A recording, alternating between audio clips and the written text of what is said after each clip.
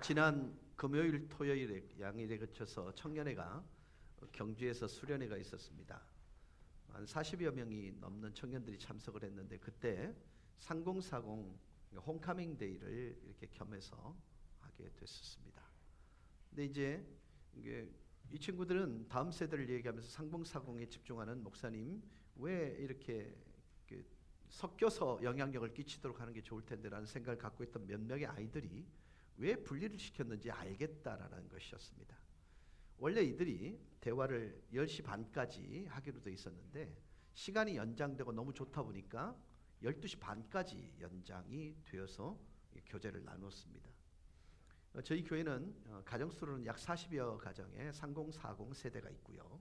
그들이 속해 있는 자녀들 속에는 중등부, 고등부, 그 다음에 초등부, 그 다음에 미취학 아동까지 합하면 여러분이 생각하는 것보다 훨씬 많은 지체들이 셀로 운영되고 있습니다. 신앙의 계들을 이어간다는 것은 보여짐을 통해서 가능합니다. 그래서 그리스도인들은 어떤 삶을 사는 존재냐면 들키는 삶을 사는 존재예요. 그 마음의 생각이었다면 그 위인도 그러한즉 내 마음속에 담겨져 있는 게 결국은 밖으로 드러나게 되어 있는 존재, 이게 그리스도인들의 삶이라 해도 과언이 아닐 거예요. 그러나 우리 속에 담겨져 있는 것이 하나님이 원하는 것이 아니라면 하나님은 대단히 단호하셨습니다. 우린 지난주에 거룩하신 하나님은 죄를 심판하시는 분이시기 때문에 죄를 심판하는 모습들을 우리에게 보여주셨습니다. 그런데 그 심판하는 방법이 우리의 상식과는, 우리가 이해하는 방법과는 너무나 차이가 있었습니다. 왜요? 세상에서 가장 공격적이고 사나운 갈대아인들을 통해서 하나님은 유다 백성들을 징계하셨기 때문입니다. 가끔씩 이런 생각을 해봐요. 왜 하나님? 이런 질문을 할 때가 있습니다. 하필이면 왜? 근데 하나님은요, 하나님의 뜻과 하나님의 계획들을 성취해 가는 과정에 있어서 정말 악한 자들을 사용하실 때가 있더라는 것입니다. 성도인 우리가 반드시 봐야 할 하나님의 계획은 지난주에 마음이 청결할 때 하나님의 계획이 보여진다는 말씀을 나누었지요. 그 청결의 개념이 깨끗하다, 정결하다 그런 의미에서 끝나는 게 아니라 더러운 것과 구별되어지는, 동시에 더러운 욕망과 섞이지 않는 그 상태를 정결하다, 깨끗하다 이런 표현을 나눈 적이 있습니다. 그런데 저와 여러분의 마음이 더러운 욕망과 안 그런 척 하는 마음이 뒤섞여 있다면 이건 깨끗한 마음이 아닌 거예요. 더러운 욕망과 구별된 더러운 욕망과 섞이지 않은 마음을 소유하면 너무나도 선명하게 하나님의 계획이 보이고요, 하나님의 뜻이 보여지게 되어 있습니다. 문제는 뭐냐면 하나님의 계획과 뜻을 펼치기 위해 현상을 일으키시고 관계의 단절이나 아니면 관계의 유지를 우리에게 보여주셨. 우리는 항상 이런 태도를 취해야 해요. 일반적인 성도들의 태도는 이렇습니다. 열왕기상 18장 21절입니다. 엘리야가 모든 백성에게 가까이 나아가 이르되 너희가 어느 때까지 둘 사이에서 머뭇머뭇하렸느냐. 세상과 하나님 사이에서 두 마음을 가지고 살아요. 그래서 결단을 요청을 합니다. 성령께서 우리 말할 수 없는 탄식으로 우리에게 도전해요. 여호와가 만일 네 하나님이면 여호와를 섬기고 그를 따르고, 바알이 만일 하나님이면 그를 따를지니라. 근데 그 다음 말씀이 기가 막힙니다. 뭐예요? 백성이 말 한마디도 대답하지 아니한지라. 이게 사실 우리의 태도예요. 우리의 삶의 전부라 해도 과언이 아니에요. 왜 그렇습니까? 결단하기는 너무나 아까운 게 많아요. 결단하기에 세상이 너무나도 두려워요. 근데 하나님은 항상 이런 우리의 모습을 향해 아이디얼 폼, 하나님이 함께하는 것을 통해 하나님의 뜻과 하나님의 식과 법을 펼쳤던 한 사람의 얘기를 항상 우리에게 샘플로 보여주곤 합니다. 여호수아 24장 15절입니다.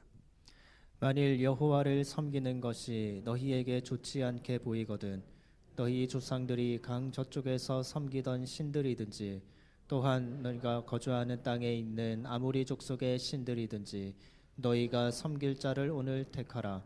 오직 나와 내 집은 여호와를 섬기겠노라 하니. 아멘.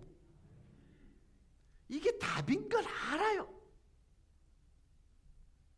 근데 문제는 뭐냐면 이런 결정을 하고 나면, 이런 결단을 하고 나면 켄맨 몰간이 얘기했던 것처럼 믿음의 사람은 언제나 문제에 직면하게 되어 있는 존재다. 이 말이 딱 앞에 나서요. 한번 잘해보려고 하면 늘 잘할 수 없는, 이건 대단히 영적인 부분에서 예민한 부분이기도 합니다만은, 여러분 내가 믿음의 사람으로 올곧게 한번 살아볼 것을 결정하면요, 놀랍게도 반대편에 있는 존재도 움직이기 시작해요. 희한합니다.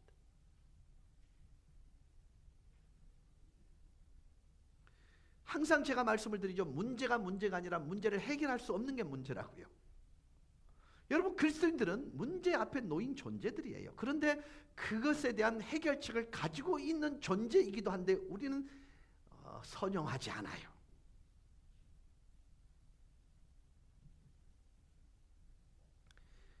하박국이요, 유다 현실을 직면하면서 통렬한 기도를 하나님께 올렸을 때에 하박국에 완 첫 번째 기도 응답이 전혀 다른 형태의 기도 응답으로 옵니다. 이해할 수 없는 기도의 응답으로 와요. 하박국 기도에 대한 하나님의 응답은 하박국으로 하여금 되게 당황하게 만듭니다. 앞, 뒤가 일치하지 않은 것처럼 느끼게 만드는 기도의 응답이었습니다. 자, 그렇다면 우리의 일반적 생각은 어때요? 이런 상황이 오면 이건 기도의 응답이 아니라고 결정하죠. 맞죠? 여러분 내 필요가 채워질 때만 응답이라고 생각하는데요, 여러분 그렇습니다. 하나님은요 내 필요를 채우시는 게 아니에요. 내가 원하는 바를 채우시는 분이 아니에요. 그 갈등은 이거예요. 그 응답이 이거예요. 어떻게 거룩하신 하나님께서 자기 백성을 심판하기 위해서 저토록 악한 존재들을 이용하시는 거예요. 여러분 좀 덜 억울하려면 좀 선한 놈한테 이렇게 손가락질 당하는 게 낫지, 나보다 못하다고 생각하는 악한 놈한테 손가락질 당하면 여러분 기분 좋아요 안 좋아요? 지금 이런 느낌이란 말이에요. 근데 한 가지를 깨닫습니다. 하나님을 경외한 사람들에게는 하나님께서는 여전히 항상 동일하신 분이다. 변치 않는 하나님이란 사실을 깨닫습니다. 비록 이 시점까지 하나님의 품성에 일치하지 않는 것처럼 보였지만 하박국 선지는 하나님의 품성이 언제나 일치한다는 사실을 희미하게나마 붙잡고 있었어요. 그는 12절에서 이렇게 말합니다. 여호와 나의 하나님 나의 거룩한 이시여 주께서는 만세 전부터 계시지 아니하시니까.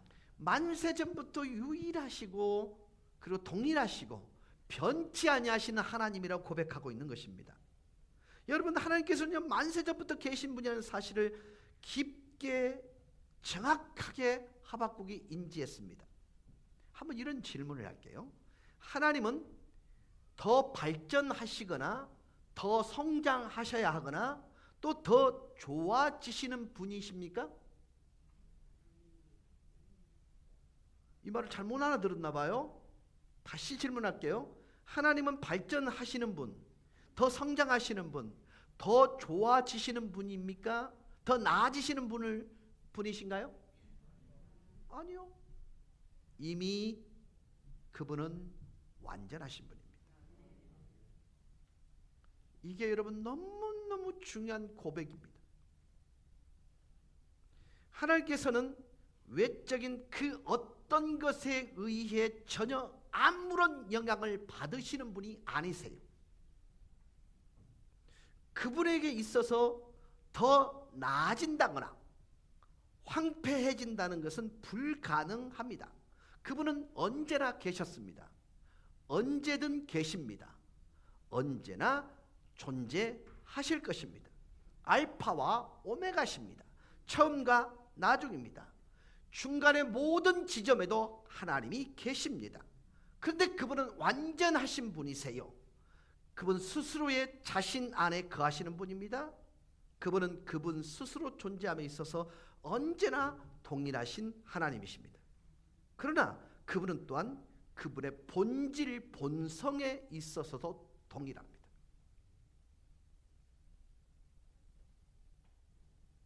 강명수 집사님,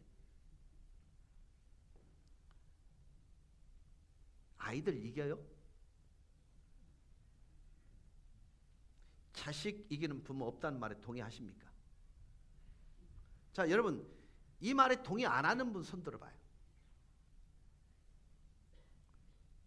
이재욱 집사님은 어때요? 지지요? 우리 오재영 원로장님 어때요? 안 하죠. 근데 시아보기는 합니까? 노 해보세요? 하시죠? 안 돼. 그러면 안 돼. 이건 규칙이 아니야 라고 해보신 적 있으시죠? 그러면 그 아이가 그것이 아님에도 불구하고 고집을 피울 때는 우리의 도덕적 가치나 진리에 가까운 그 기준들을 낮추지요. 낮추죠. 근데 하나님은 죽었다 깨어나도 이 부분에 대해서는요 침해받지 않습니다. 그래서 여러분, 자식된 자로서 부모를 이길 생각은 해보는 건 괜찮은데요, 하나님 이길 생각 아예 하지들 마세요. 그분의 별명은 영원하신 하나님이에요. 이 무슨 뜻인 줄 아셔야 돼요. 고집 피우면요 꺾어주는 법이 없어요.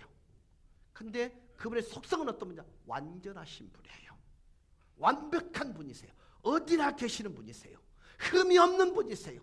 그래서 그 기준 자체가요 식과 법이 될 때에 우리는 그분이 주실 수 있는 모든 걸 누릴 수 있는 존재가 된단 말이에요. 근데 오늘 이미 이 얘기를 할 때 영적으로 조금 눈치가 빠른 분들은 이 설교의 흐름을 이미 타기 시작한 거예요. 여러분, 본질에 있어서 하나님은 거룩하시죠. 하박국 선지자는 13절에서 이렇게 말씀합니다. 주께서는 눈이 정결하심으로 악을 참아 보지 못하시며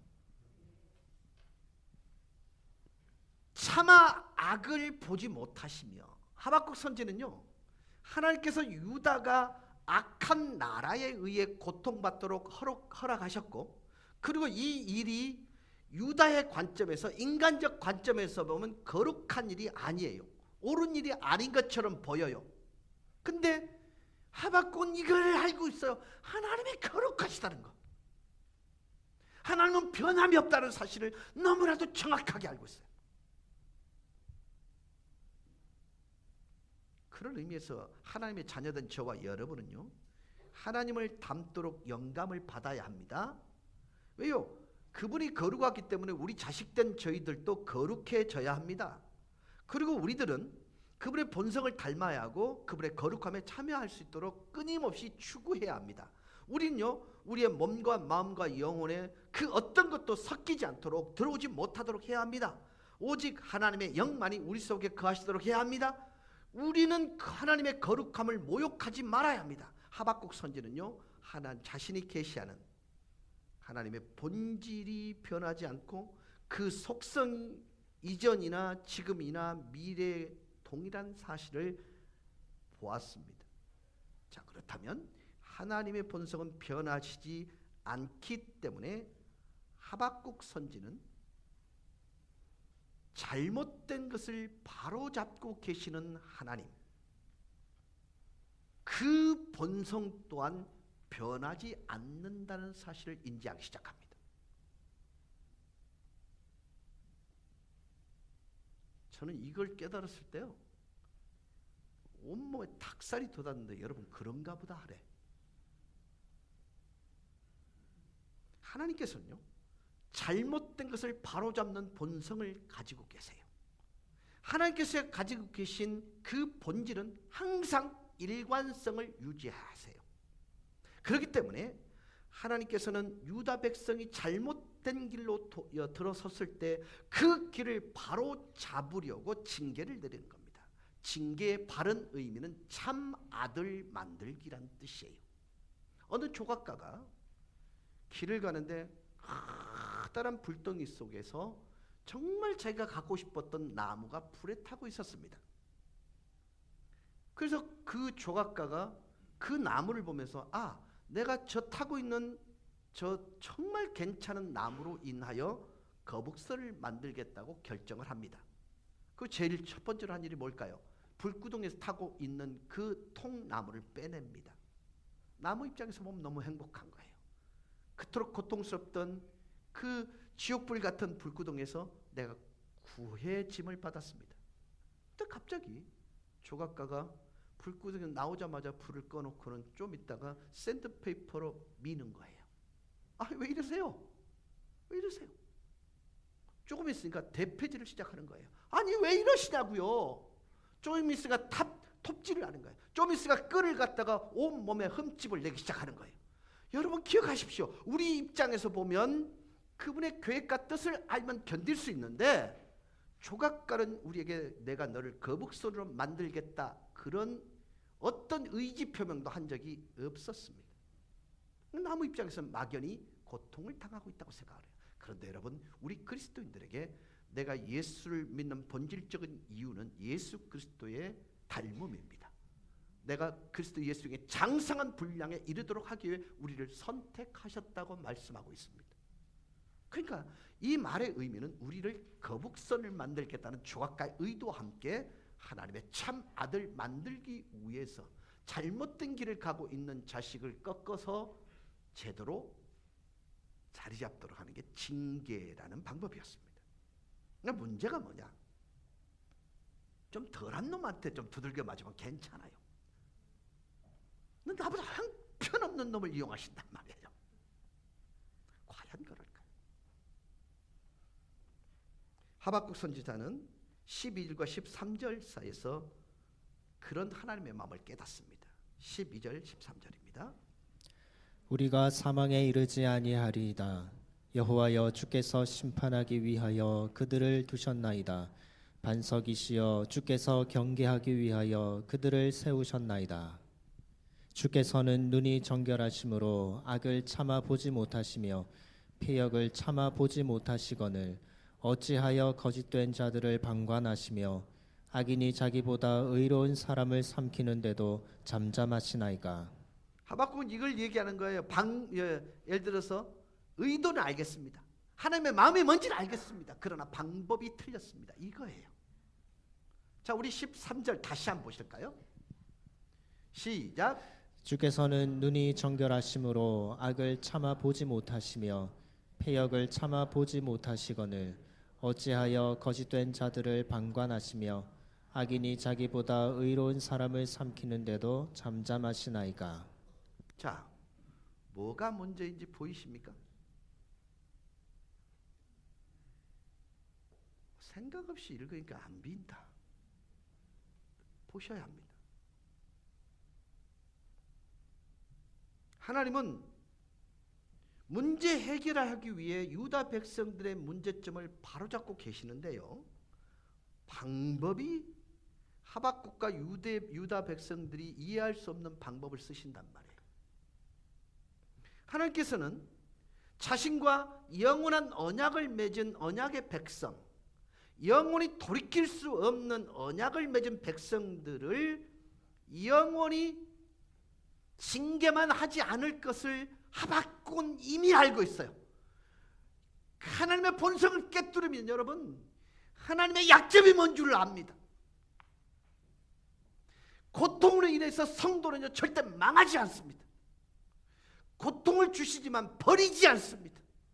끝까지 붙들고 있다는 그 신실하심을 우리는 하나님 그분을 통해서 알고 있기 때문에 버림받 그런 두려움 아예 갖지 마세요. 그분은 그러실 수 있는 분이 아닙니다. 어떤 일이 생기더라도, 정말로 나쁜 일이 생기더라도 하나님은 그 약속을 어기실 수 없어요. 우리를 버리실 수 없어요. 우리를 놔버리실 수 없습니다. 보도무십니다. 그러나 아무리 내가 하나님의 자식이지만 하나님의 품성과 하나님의 본성에 위배되는 것은 용납하지 않습니다.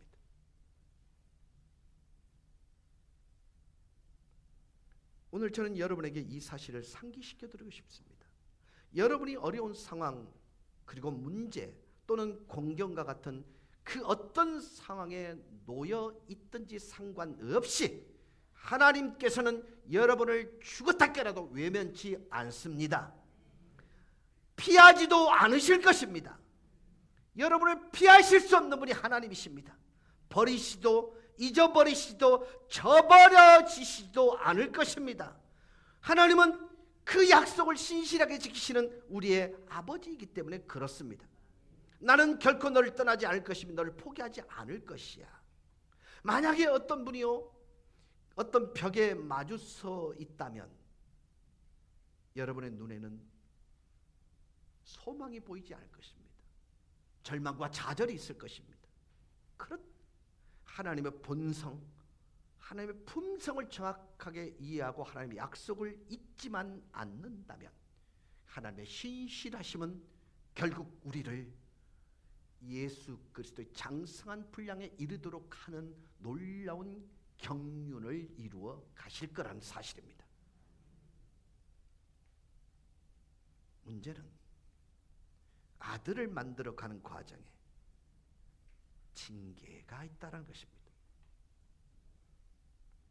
하박국 선지자는요 그 당시 살고 있었던 그 당시 상황을 이렇게 잘 묘사합니다. 13절입니다. 주께서는 눈이 정결하심으로 악을 참아 보지 못하시며 피역을 참아 보지 못하시거늘 어찌하여 거짓된 자들을 방관하시며 악인이 자기보다 의로운 사람을 삼키는데도 잠잠하시나이까. 자, 이 말씀을 읽으면서 정당한 항변이라고 느끼십니까? 여진아, 정당한 항변이야? 모르겠지? 내가 이것만 읽어볼게. 악인이 자기보다 의로운 사람을 삼키는데 왜 가만히 계세요? 이 말이야. 자, 정당한 항변이다.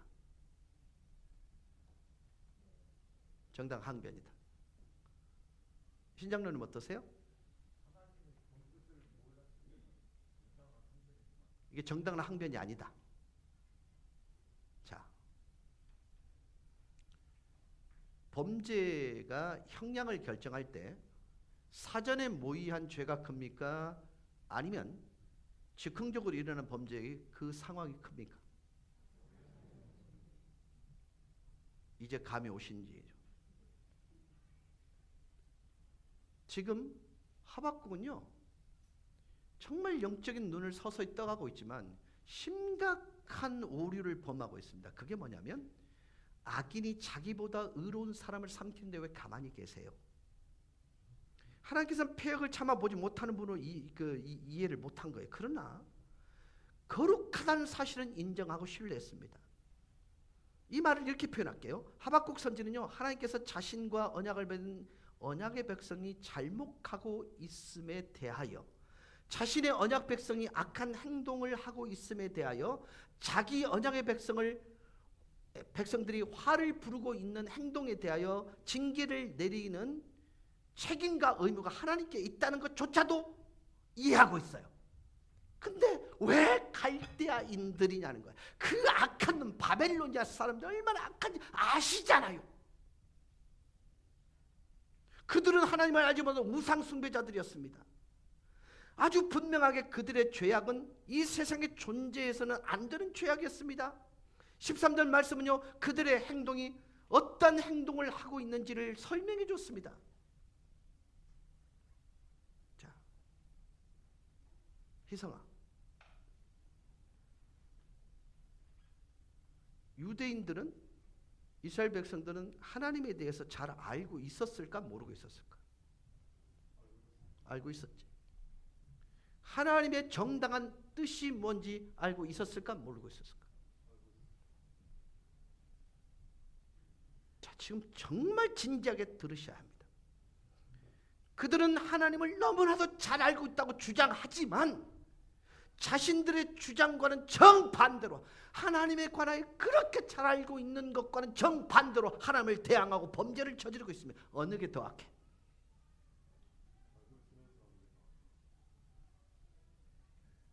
관가하지 마셔야 됩니다. 이거 여러분, 우리에게 어드밴테이지를 줄 수 있는 것은 구원에 관련된 것, 즉 영혼이 불구덩이 속에서 다 없어질 그 상황을 은혜로 구원받은 것은 어드밴테이지입니다. 그러나 그 이후로부터 하나님에 관한 모든 것을 알고 있는 우리가 하나님의 뜻과 역행하는 것은 하나님을 알지 못하고 죄를 범한 세상 사람들과의 죄질 자체가 다릅니다.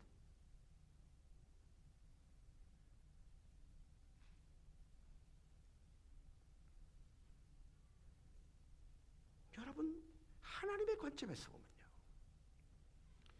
유대인들이 지은 죄는요 갈대인들이 지은 죄보다 더 악합니다. 왜요? 하나님이 무엇을 원하는지 알고 있었어요. 그 많은 선지자들이 돌이킬 것을 종용하고 도전하고 그토록 가슴을 찢으면서 회개하고 돌아올 것을 외쳤음에도 불구하고 하나님이 원한 것은 순종하지 않고 거절했습니다. 결과로 하나님께서는 자신과 언약을 맺은 백성들을 처벌할 수밖에 없는 선택을 한 것입니다. 그러나 여기서 신실함이 주는 의미는 꺾어서라도 데리고 가겠다는 것입니다. 여러분, 예배가 신령과 진정으로 드려야 되는데 모든 자비하심으로 너희를 구원하노니, 그러면서 우리를 구별된 제물로 이 얘기를 합니다. 주일 성수의 개념은 어떤 거냐면요, 이미 이 자리에 있을 것을 위하여 딱 결정된 제물이란 의미예요. 만약에 이 자리에 하나님께서 이 자리에 있어야 돼라고 말을 할 때 순종치 않으면 어떻게? 자비하시러 구원한다는 말은 발을 꺾어서라도 앉혀놓겠다는 뜻입니다. 왜요? 그것이 삶의 방법이기 때문에, 그리스도의 삶의 오름이기 때문에 그렇습니다. 불신자들이 이 자리에 앉든 안 앉든 하나님은 저와 여러분을 대하는 태도와 다릅니다.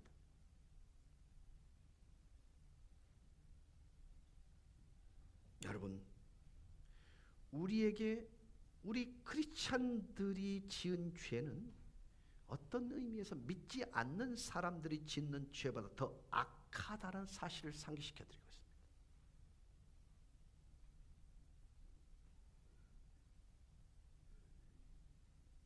하나님의 백성이 일부러 하나님을 불순종할 때 그들은 하나님의 사랑의 바다와 빛의 홍수에 대항하는 죄를 범하는 것입니다. 우린 종종 하나님 죄송해요 라고 말해야 할 때, 그렇게 말해야 될 때 오히려 하나님께 하나님 왜요? 라고 말합니다. 아니잖아요.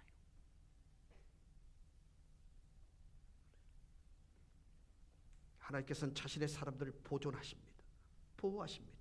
그러나 하나님의 사람들이 죄를 범했을 때 하나님께서는 자신의 사람들을 처벌할 수밖에 없는 신성한 권리를 가지고 계십니다. 우리들이 진심으로 하나님을 경외한다는 것은 정말 변할 수 없는 참된 진리입니다. 그리고 참된 진리는 우리들이 하나님의 사람으로 존중받도록 인도해 주십니다. 사무엘상 15장 29절은 이렇게 말씀합니다. 이스라엘의 지도자는 거짓이나 변개함이 없으시니 그는 사람이 아니심으로 결코 변개하지 않으심이니이다 하니. 여러분, 하나님은 인간이 한 하나님이시여요. 그러므로 절대로 거짓말을 하시거나 마음을 이리저리 바꾸시지 않습니다. 선함에 대하여, 순종에 대하여, 헌신에 대하여, 충성에 대하여, 진실함에 대하여, 식과 오름에 대하여 하나님은 절대로 바꾸시지 않습니다.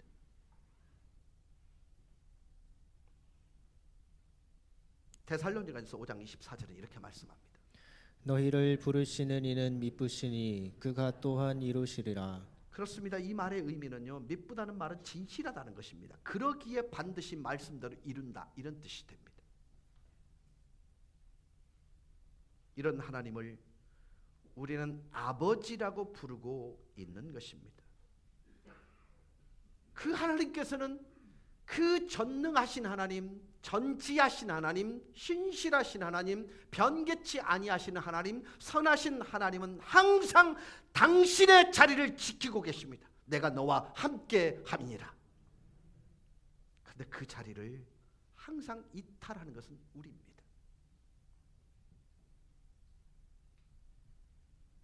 여러분, 어린 아이들이 엄마 아빠 손을 잡고 가다가 절대로 엄마 아빠가 손을 놓는 법, 먼저 손을 놓는 법 없습니다. 누가 손을 놓게 만들어요? 위험해서 그래. 손 놓으면 안 돼. 아빠의 눈에서 시야에서 벗어나면 안 돼. 늘 그렇게 얘기하는 의도가 뭡니까? 결국 벗어나려는 습성 때문에 그 아이들은 항상 위험 가운데 노출된다는 걸 의미하고 있습니다. 여러분, 엔 크리스토스, 그리스도 예수 안에서의 안전함이 보장되어 있는데요, 우리는 굳이 그리스도 안에서 벗어나려는 시도들을 끊임없이 합니다. 하나님은 정말로 신실하기 때문에 안 돼, 그러면 안 돼 하다가 결국 여러분이 이해할 수 없는 상황 가운데 몰아가실 때가 분명히 존재합니다. 그러나 그것으로 인해 망하는 존재는 없습니다. 그래서 오늘 본문은 이렇게 말합니다. 나는 항상 그 자리에 있어. 내가 너와 함께하고 있어. 난 단 한순간 널 떠난 적이 없어. 하나님은 변덕 부리지 않습니다.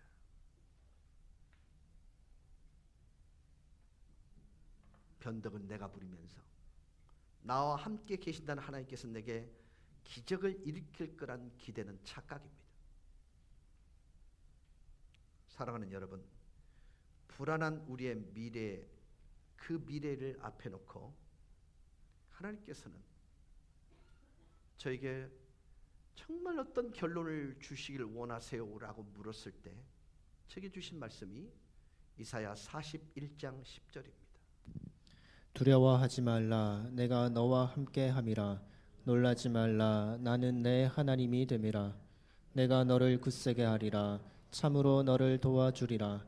참으로 나의 의로운 오른손으로 너를 붙들리라.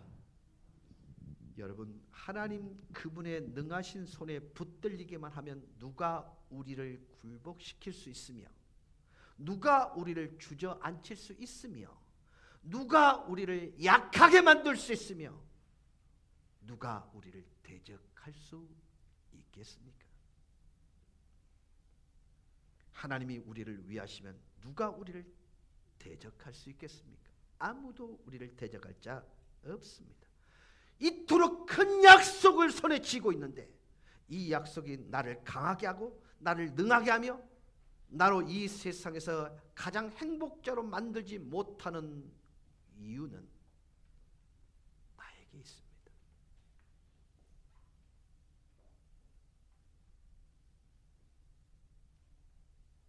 돌아보십시다.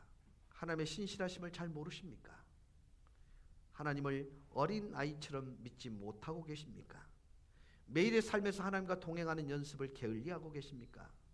저는 이 시간 성령께서 잘못된 부분이나 잘 안 되는 부분을 고치실 수 있는 놀라운 기적의 현장이 되기를 주 예수 그리스도의 이름으로 간절히 축원합니다. 그리고 여러분이 바른 선택하실 수 있기를 바랍니다. 그래서 하나님 주신 이사야 41장 10절 말씀을 가슴에 담는다면 실패자가 되지 않을 뿐만 아니라 하나님의 놀라운 축복이 따를 것입니다. 우리 이상의 삶을 살 수 있게 될 것입니다. 왜냐하면 하나님께서 나와 함께 하시기 때문에 우리의 능력 이상의 삶을 살 수 있기 때문에 그렇습니다. 그런데 왜 이 말씀이 우리에게 능력으로 다가오지 않는가? 하나님은 약속하심에 대해서 틀림이 없으신 분입니다. 10절을 보면 5번이나 내가를 반복합니다. 내가 너와 함께 할 거야. 나는 너의 하나님이 돼. 내가 너를 굳세게 하리라. 내가 너를 도와주리라. 내가 나의 의로운 오른손으로 너를 붙들리라. 사랑하는 여러분, 하나님에게는 어떤 문제도 없습니다.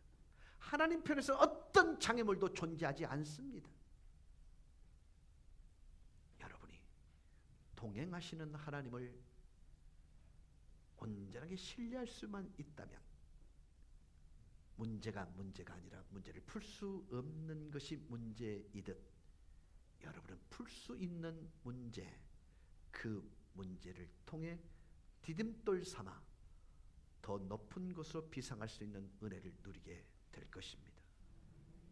여러분, 하나님의 속성과 본성, 본질에 관한 얘기가 여러분이 경험하게 될, 앞으로 와지게 될 벽이, 강이, 험산줄령이 있다 하더라도 그것이 디딤돌이 되게 하는 놀라운 축복이 되기를 주 예수 그리스도 이름으로 간절히 축원합니다.